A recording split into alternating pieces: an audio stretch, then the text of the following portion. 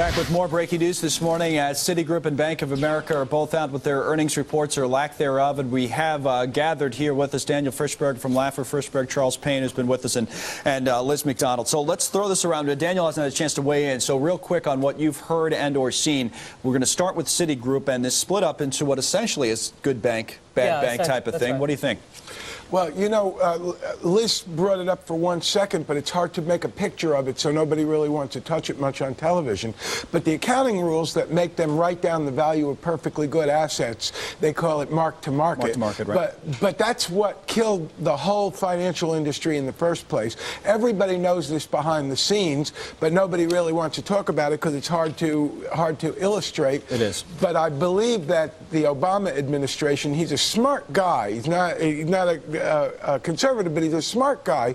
And if they changed that rule, you would see the price of these stocks go up. The value of their holdings would go up. A lot of these problems would go away. You want to see a real rally in the financials. The argument against that, though, is that they're saying, you know, the rule makers, the market watchdogs who set the rules are saying, look, these guys made a lot of money on the way up from these rules during the bubble. Right. So, you know, that would argue against changing them after the fact. I know, but we got to get back to what Citigroup is doing right now to right-size itself. You know, again, their balance sheet ballooned 45% during the bubble. It took on all sorts of bad assets. You want to explain a little bit of the split? It is a good bank, bad bank type of thing, right? And as Ray Hennessy, our news director, was just pointing out, what we're talking about is basically Citigroup looks like it's splitting into the investment bank. The bad assets were put into be segregated and isolated away from the deposit-taking part of the bank, right, Charles? Right. And what we're talking about is Citigroup is seeking to pare back its $2.2 trillion in assets to $1.1 trillion. That's a number we heard. But we know that Bikram Pandit has been moving to unload about a third of the balance sheet. So that's $600 billion. Really, really hard to do, guys, in an iced-over market when these securities are priced essentially for the ice age. Right. That's the question, Charles. This is going to work. Is this going to work? Well, it's interesting because Citi has become, as Liz pointed out earlier, the template for this whole thing. In fact, the Bank of America deal is the first Citigroup deal. I'm not sure. I just think ultimately, to be quite frank with you, I keep going back to this. I think what Ben Bernanke said is that the government's going to have to put together this gigantic big bank, a bad bank rather, right, and probably go around to the top 10 or 20 financial institutions in this country and take all of their toxic stuff. Because the notion of backstopping it hasn't worked. No, it hasn't. I don't think it's going to work. Well, not much has worked here. Yeah, TARP has become like a Band-Aid on a tumor, well, it's supposed to be a troubled asset relief program, and nobody's bought a troubled Well, now it's a jobs program, so forget about that. Well. Yeah. All right, I want to shift gears here because we do have somewhat of a limited amount of time and a ridiculous amount to cover. So let's shift to Bank of America and talk about what essentially is a soap opera that's unfolding there, as Liz so aptly described for us there a moment ago, between Ken Lewis, the Bank of America CEO, John Thain, the former Merrill Lynch CEO and now top executive at Bank of America. Merrill Lynch, Daniel, lost for Bank of America essentially $15 billion in the fourth quarter of the year. If you're Ken Lewis, what are you thinking this morning? I'm thinking that's almost the entire value of Citigroup right now that they lost this quarter.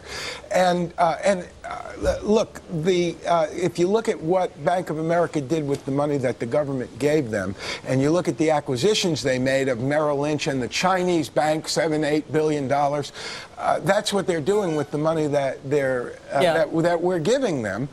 And look, yes, the banking business is a good business, and they are making money in the banking business. And, and sure, if they didn't have all those assets, or if quickly, Ken Lewis has been, somewhat getting criticized for doing $129 billion in acquisitions through the years. Has he done the due diligence? Has he left the bank overexposed, for example, consumer problems with 25%? Simple 25% of simple terms, and everybody understands. Did John Thain pull a fast one on Ken Lewis? That's the feeling on the part of the Bank of America team. And again, Bank of America bought, for example, LaSalle, MBNA. Did they do the due diligence on Merrill Lynch? Ken Lewis has always coveted Merrill Lynch's thundering herd to cross-sell, to the deposit-taking customers, the brokerage offering. Yeah. So, and the leader of the pack, the leaders Bob are McCann is out. Bob McCann is out, and the four other top guys, including Greg Fleming, quit the investment. He did. All right, jump in here real quick, Charles, and then Daniel. Hey, listen, I think what we're seeing is a complete reversal of all of this unwinding. Now, everyone's blaming Sandy Weill for Citigroup, but all the stuff that happened at Bank of America just happened in the last year. And I just can't fathom it, because I remember so often, even on our shows, how everyone was saying, okay, it's outrageous what they're paying for Merrill. Right. They waited a week. They could have paid $2 instead of $29. And, so I don't get that. But I think the more problematic thing for our viewers is that so many more of their tax dollars over the next couple of years are going to have to go to resolve this. And you know our money, right? And the number, I'm telling you, I think we need to start pegging this number at $1 trillion. Yeah. Real quick, Daniel. When you buy a brokerage firm, you're buying essentially a marketing company. It's a Rolodex. Now, we're disappointed and surprised that after a company works its way out of existence with its own bad investments, that its Rolodex is worth less money. People don't listen to them. This is somewhat predictable. You know, Bank of America, by the way, bought Countrywide Financial, which appointed its conveyor belt of bad loans at Merrill Lynch, which securitized this. So now they're all under the same house, with Ken Lewis having to right size. Again, a lot of problems. Okay, we're showing this. I just want to keep people informed of what's actually going on in the market right now, Liz, and then we can continue the conversation. Bank of America closed at 832 yesterday. It's up 8% from that mark this morning, so it's over $9 a share. Now, flip over to Citi, guys, if we can. What's Citi doing right now? Citigroup shares were, what was the bid?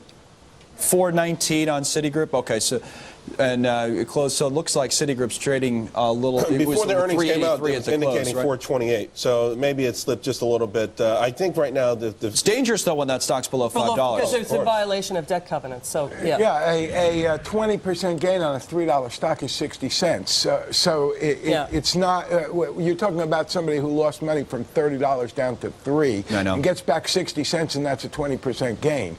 It's not quite the impact on the investors that one would hope. All right. Someone's just tuning in right now and has tried to follow our ridiculous conversation here over the last half hour. I don't know if we've ever had so much news.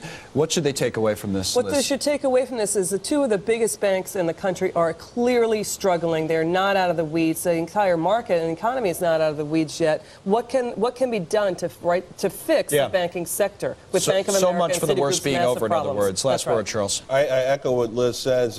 You know, and the thing is, the numbers are just becoming numbing, and another $118 billion to backstop Bank of America's assets, another $20 billion overnight on top of the $25 billion they got along with Merrill Lynch.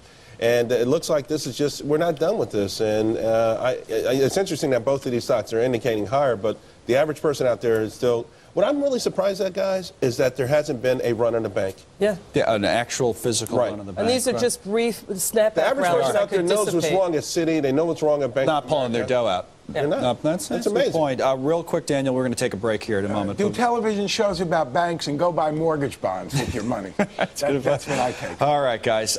Thanks so much, Daniel. Thanks a lot.